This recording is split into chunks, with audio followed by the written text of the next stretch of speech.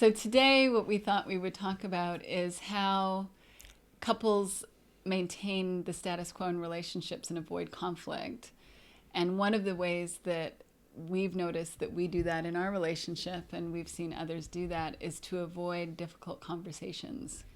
Yes, I am difficult conversation avoidant. I think we can both be that way. Yeah. And one of the areas that has been a sensitive subject in our relationship is around racism. And what has been really beautiful in terms of what's been unfolding based on the conversations that we're having in our household together and also with our kids is I feel that there's been a lot more room to have that sensitive conversation. There's been a lot more understanding, compassion, empathy, in ways that I hadn't experienced before. Yeah, I mean, in a sense, this has given us the opportunity to heal a very hot potato within our relationship because I took such great offense in the past where you would be trying to point out to me that, that I am in a position of white privilege. And I had, early on, we've been married now, what, for 27 years? I think it's 25. 25? Yes. Really? Yes. Well, we've been together for 27 Yes, years. we have. Okay.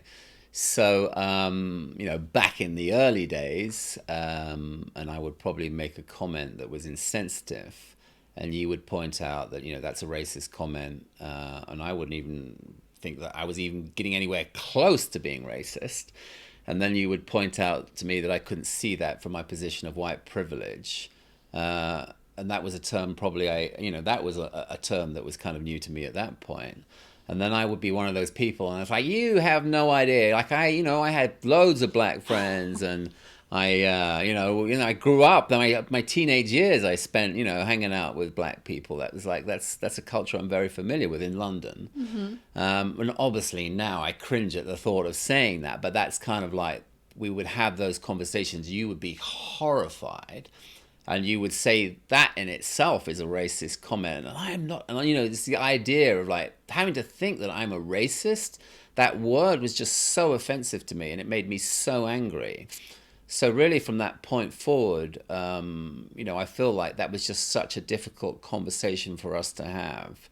And I think over time, I just like, you know what, I'm not going there because there's such a bad feeling in that conversation potentially between you and I. So that was my stance. I'm just going to avoid it at all costs.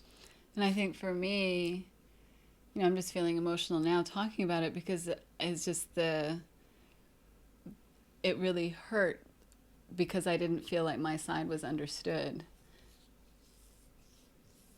You okay? And I kind of just backed down because I could see that I wasn't getting anywhere. And I'm just so grateful that there is that empathy and understanding now. It really feels hopeful to me. And I didn't even know it would ever be possible, to be quite honest. Right. Yeah, and I just couldn't see it. It just felt like, that term for my wife or girlfriend at that point to label me in that way was just so offensive, and I just could not see it. And I think for me now, I realize that, that very much a part of this conversation now is that if you're not speaking up and saying something, then that in itself is a form of racism, if not out and out racism in a way that, that there are. For me, I guess I was starting to consider, well, there are levels of racism and maybe I'm just at the very lowest level of it. But in the sense where I want to be avoidant with you, I have kind of been avoidant with it in a general way in terms of society. So for all the racism that I saw that was thrown at my black friends growing up in London, vis-a-vis being stopped by the police for no good reason in a car with them, or actually, being told when we come out of a nightclub at 3 a.m, you're going to have to be the one that goes and hails the cab because if we do it, they're not picking us up. So it's like there was all that kind of thing going on. And I'm like, well, I guess on some level, even though I'm like, that's bad and that's wrong, on some level, I'm not doing anything about it. I'm not speaking up. And it's just there for me is the big part of the problem. There's my white privilege right there. And I just never really looked at it through that lens. So, now for me, and I think one of the reasons why I felt like, apart from the fact that it feels like I feel self-conscious around you having these conversations, the thought of me speaking up in social media or in any kind of forum where I feel like I'm putting myself out there and putting my point of view out there, there has been this sort of very self-conscious feeling that I'm going to say or do the wrong thing. And I feel like where I'm at now is that I've got to really, I should speak up and be vulnerable and willing to get feedback where I'm crossing a line or going in the wrong direction. And that's kind of like, where I've got to be. Yes, I can own my white privilege racism, but I'm never going to learn unless I speak up and have a conversation. First and foremost, I've got to be all ears. That's definitely, the way that I want to present myself in the world now. But I also want to be willing to make mistakes, because how else am I going to learn? I mean, I'm going to probably be coming from the vernacular of white privilege, which has been so much a part of my conditioning, albeit in maybe subtle and not so subtle ways. But unless I put my feelings out there into the world, how else am I going to learn? And I guess that's where I'm at now. Is like I just got to trust that that's going to be my growing edge. And what I hear you saying is the acknowledgement that it's important for you to do your work, that this isn't all on me, it's not my problem, it's actually our problem. And even though you're not impacted in the ways that I've been impacted in my life, that it's still your problem, and that you're still willing to be an ally and be supportive and look within to see your own bias and conditioning that's invisible to you. Just like I have to look at my own privilege and my own bias and my own conditioning. I am not immune from it just because of the color of my skin, and that's not true, but that it's on all of us. And for me, what's so powerful about the conversations that we've been having is that even though there has been reactivity that's come up, that we stayed the course in ways that we haven't done in the past, where you actually were able to hear something new and fresh and recognize something. And I was able to feel validated in a way that I had never been validated in this area in our relationship. And that, it just, to me, on a very small level, that just shows what's possible on a personal level. And then why can't that be possible on a larger level? Yeah, no, very much so. And I guess for me, I've not been willing to own that this idea, and it just feels so warped to me in a sense. But I guess that's a reality. It's kind of like on some warped level, I've decided, even with my black friends and growing up in London, it's like this is not really my problem, and I don't have to do anything about it. And that just feels terrible to me. Now it's like, I have to look for ways and means to get informed.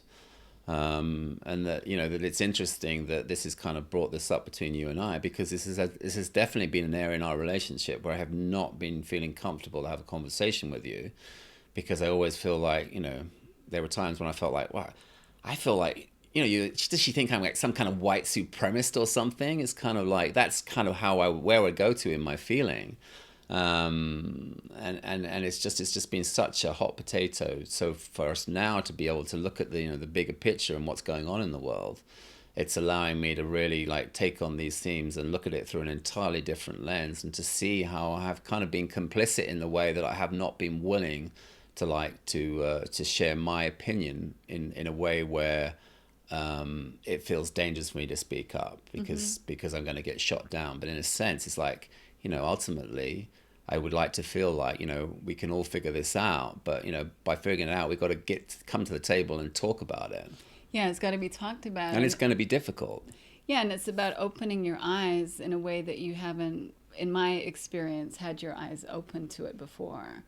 That there was such a reaction and bristling and hostility toward me that you weren't really able to see more clearly what I was pointing to. And I'm not saying that I was right in every moment, but that you were really blind to how you were being complicit with racism. Yeah, and I guess, I had never been called a racist before until I met you.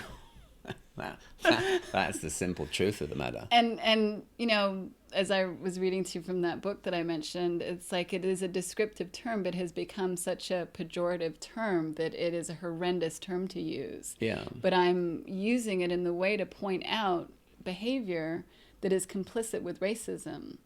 And to me, that needs to be addressed and talked about and out in the open, because if we can't even talk about it and address it, how are we going to learn and change? No, yeah, absolutely. I wholeheartedly agree with you. Yeah. Yeah. So we share this with you on two levels. One, just on the relationship level, that there's hope in terms of being able to find that ability to talk about these difficult subjects in relationship, and that not talking about them might maintain a certain level of status quo, but there's so much more connection, intimacy, and love available when there's the willingness to step into those choppy waters and find your way together. And I think that, in a sense, our unwillingness to be uncomfortable emotionally had us not risk it. And I'm so grateful that we were kind of pushed into it. It couldn't be avoided anymore. And our kids were bringing it up. Like, this was not something that could not be addressed. And so we had to kind of have the difficult conversations and have some hurt feelings along the way. But yet persevering was worthwhile. And obviously, the conversation about racism is important too, in terms of understanding that this is not about making people wrong. It's not about vilifying people. It's about looking at the injustice that is present and finding a way together as allies to be able to move forward, and all of us doing the work in whatever way that aligns for each one of you. So that's the invitation.